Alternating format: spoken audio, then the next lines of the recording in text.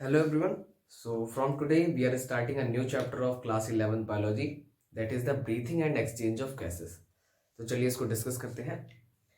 सबसे पहले नाम पर जाते हैं चैप्टर का नाम है breathing and exchange of gases.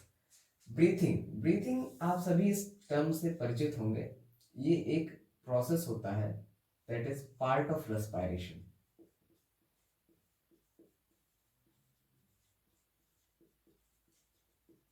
अब रेस्पायरेशन को आप सभी जानते हैं कि हम रेस्पायरेशन करते क्यों हैं। हम रेस्पायरेशन करते हैं टू ऑब्टेन दी एनर्जी। अब एनर्जी ऑब्टेन करते हैं तो जाहिर सी बात है ये क्या होगी, कैटाबॉलिक प्रोसेस होगी। और हम ये भी जानते हैं कि during the intermediate process of Krebs cycle या एनर्जी प्रोड्यूस करने की साइकिल्स के दौरान बहुत सारी चीजें जुड़ती भी हैं और बहुत सारी चीजें टूटती भी हैं। तो ये कैटाबॉलिक के साथ साथ ये एनाबॉलिक भी होता है। तो इसको हम टोटली एम्फीबॉलिक बोलते हैं, एम्फीबॉलिक प्रोसेस। ठीक है, तो हम रेस्पिरेशन करते हैं टू ऑब्टेन एनर्जी। देखिए एनसीईआरटी ने इस चैप्टर का नाम breathing and exchange of gases रखा है, ना कि रेस्पिरेशन। इसका सबसे बड़ा रीजन ये है कि एनसीईआरटी एक मेजर एस्पेक्ट पर डील करती है गैसियस एक्सचेंज के इस चैप्टर पर, ना कि हम ब्रेकडाउन ऑफ ऑर्गेनिक सब्सटेंसेस को देखते हैं इन चैप्टर्स में। तो रेस्पिरेशन का पार्ट है। अब ब्रीथिंग रेस्पिरेशन का एक पार्ट होता है। तो रेस्पिरेशन की 5 सब डिवाइडेड टॉपिक्स हो सकते हैं, उनको देख लेते हैं जो एनसीईआरटी ने दिया है। देखिए रेस्पिरेशन की स्टार्ट होती है, अगर एक हम डायग्राम समझे, एटमॉस्फेयर में मौजूद है हमारी गैसेस। अगर हम मेजर एस्पेक्ट पर बात करें तो O2 मौजूद है। ऑक्सीजन हमारे लंग में आती है। लंग्स में आने के बाद उसका गैसियस एक्सचेंज हो जाता है from alveoli to blood vessels. तो हमारी गैसेस चली जाती है ब्लड वेसल्स में, और इन ब्लड वेसल्स के बाद गैस का एक्सचेंज फिर से होता है टू द टिश्यू लेवल या cellular level.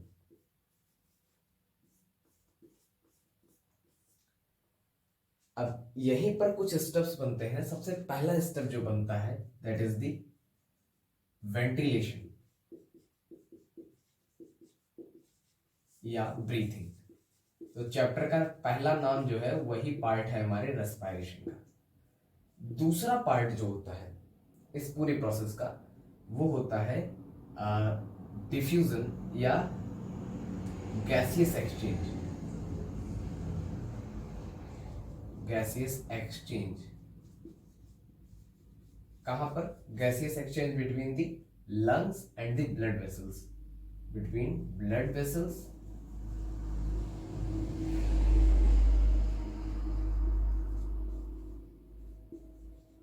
And lungs. Lungs में भी बात करें तो हम एल्वियोलाई, एल्वियोलाई के थ्रू क्या होगा, गैसियस एक्सचेंज होगा। थर्ड पोर्शन पर आते हैं। अब लंग्स से एयर कहां पहुंच चुकी है? ब्लड वेसल्स में। तो ब्लड वेसल्स के थ्रू होगा इसका transportation, transportation of gases by blood vessels. अब ब्लड वेसल्स के थ्रू इसका ट्रांसपोर्टेशन भी हो गया है। अब बेसिक रिक्वायरमेंट क्या थी हमारी कि हम अपने ऑक्सीजन को या गैसेस को कहां तक पहुंचाएं? टिश्यू लेवल या सेलुलर लेवल पर, जहां पर हमारे ऑर्गेनिक सब्सटेंस रखे हैं जिनका हमें ब्रेकडाउन करवाना है, ताकि हमें एनर्जी और कुछ अदर कंपाउंड्स या कंपोनेंट्स मिल सके। तो एक फिर से एक एक्सचेंज होगा that is the diffusion, diffusion from blood vessels to tissue, या इसको हम लिखेंगे sales.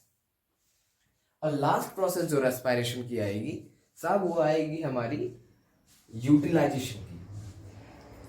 Utilisation of gain gas या O2 टू प्रोड्यूस एनर्जी।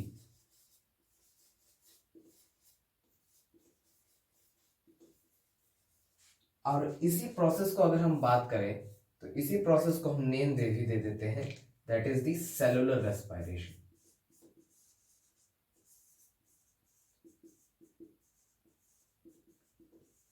कुछ चीजें आप यहां पर जान लीजिए। सेलुलर रेस्पिरेशन या दो तरीके के हो सकते हैं रेस्पिरेशन, एरोबिक या एनारोबिक। तो यहाँ पर जो ट्रांसपोर्टेशन हो रहा है ब्लड वेसल्स के द्वारा, ब्लड वेसल्स में हमारी रेड ब्लड सेल्स होती है और रेड ब्लड सेल्स अनेबल होती है एरोबिक रेस्पिरेशन करने की। ये हम सब जानते हैं, क्यों? क्योंकि इसमें माइटोकॉन्ड्रिया और कुछ अदर सेल ऑर्गेनल्स एब्सेंट होते हैं। ठीक है, तो ये कुछ पॉइंट्स थे, आप चाहें तो इन्हें लिख सकते हैं। इस डायग्राम की मदद से आप एक बार फिर से समझ सकते हैं जो हमने पिछली बार में पढ़ा। आप समझ सकते हैं कि एटमॉस्फेरिक ऑक्सीजन लंग्स में जाती है, लंग्स से फर्दर ऑक्सीजन ब्लड में जाती है, ब्लड से फर्दर ऑक्सीजन सेल्स में जाती है। इस दौरान क्या होता है, ब्लड और सेल्स के पहुंचने का जो जहां जब तक पहुंचती है, इस दौरान होता है यहाँ पर ट्रांसपोर्टेशन ऑफ गैसेस। यहाँ पर होता है सेलुलर लेवल डिफ्यूजन, लंग्स पर होता है एल्वियोलर लेवल डिफ्यूजन सॉरी। अब रिटर्न में जब हमारा ऑर्गेनिक सब्सटेंस ब्रेक डाउन होते हैं, सपोज करते हैं यहाँ सेल है हमारा, यहाँ पर ऑर्गेनिक सब्सटेंस है, ऑर्गेनिक सब्सटेंस रखे हैं। जब इसको ऑक्सीजन मिलेगा, ये प्रोसेस कैसे होती है आप सभी ने कैप साइकिल पढ़ी होगी, नहीं तो हम फिर से पढ़ लेंगे। तो यहाँ पर हमें CO2 मिलती है और एनर्जी मिलती है।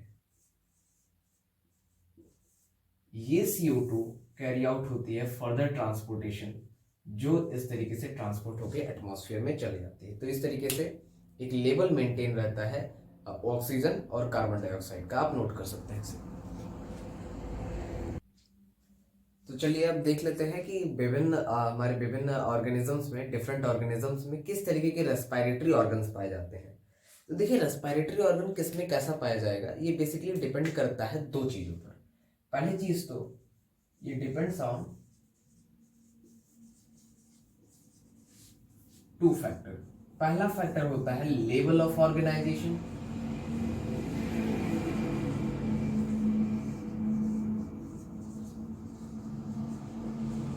कि सेलुलर लेवल है, टिश्यू लेवल है या ऑर्गन लेवल है। दूसरी चीज पर डिपेंड करता है, दैट इज हैबिटाट।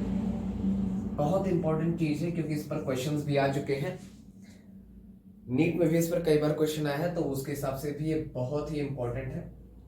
तो समझ लेते हैं कि अर्थवर्म और फ्रॉग्स में किस तरीके का रेस्पिरेटरी ऑर्गन पाया जाता है। तो साहब, हमारे अर्थवर्म और फ्रॉग्स में तो क्या होता है कि आप समझ लीजिए कि इनमें क्या होता है, मॉइस्ट क्यूटाइकल। एनसीईआरटी डेटा हमने लिया है मॉइस्ट क्यूटाइकल।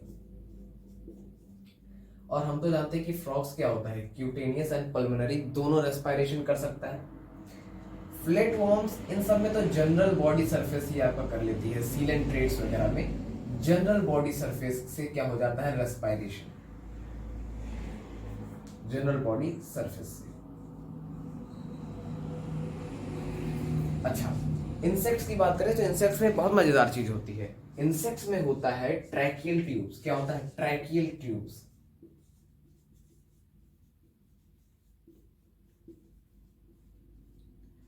अच्छा, एक्वेटिक आर्थ्रोपोडा और मोलास्का में गिल्स होती हैं। गिल्स भी बड़ी मजेदार चीजें हैं, हम कभी देखेंगे इन्हें। रेप्टाइल, एप्स और मैमल्स में तो हम भी आ जाएंगे। तो लंग्स आपका काम करेगा। स्पाइडर में क्या होता है ये आप मुझे बताएंगे, चलिए मैं ही बता देता हूं। इसमें होता है बुक लंग्स। बुक लंग्स आप लोग रिसर्च करिएगा क्या होता है, इसको हम कभी देखेंगे। ठीक है, तो ये सारी चीजें आप चाहें तो इन्हें नोट्स कर सकते हैं, हमने एनसीईआरटी को समराइज किया है यहाँ पर। तो चलिए अब हम आगे बढ़ते हैं। देखिए, एनसीईआरटी ने इस चैप्टर को ऐसे लिखा है कि इसमें हम बहुत ज्यादा डिटेल में केवल ह्यूमन रेस्पिरेशन को देखने वाले हैं, ह्यूमन ब्रीथिंग्स को देखने वाले हैं। तो हम बात करेंगे ह्यूमन रेस्पिरेटरी सिस्टम की, ह्यूमन रेस्पिरेटरी सिस्टम की।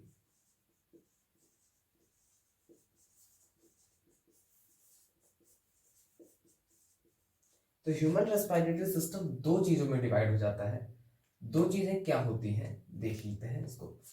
ये फर्दर डिवाइड होता है दो चीजों में, एक तो रेस्पिरेटरी ट्रैक्ट,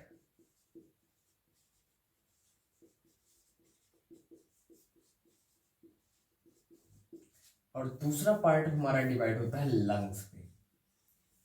तो चलिए कंटेंट जान लेते हैं कि हमें क्या क्या पढ़ना है। रेस्पिरेटरी ट्रैक्ट में हम सबसे पहले पढ़ते हैं नोज एंड नेसल पैसेज।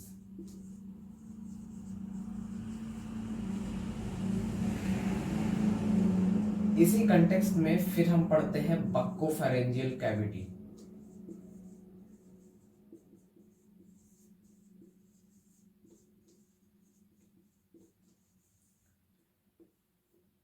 इसी सीरीज में तीसरा टॉपिक हमारा आता है लैरिंग्स। इसी में हम पढ़ते हैं sound box, vocal cord and cartilage associated with it. और इसी में हम लास्ट चीज पढ़ते हैं ट्रैकिया। और लंग्स तो आप जानते हैं कि अपने आप में एक बहुत बड़ा टॉपिक है, तो लंग्स को हम जब डिस्कस करेंगे तब उसे लिखेंगे। अब हम इन टॉपिक्स को सेपरेटली डिस्कस करने वाले हैं वन बाय वन। तो आज के लिए इतना ही रहेगा। हम नेक्स्ट लेक्चर में मिलेंगे अगले डिस्कशन के साथ इन टॉपिक्स को स्टार्ट करेंगे हम। तब तक के लिए आप लोग पढ़ते रहिए। Happy learnings.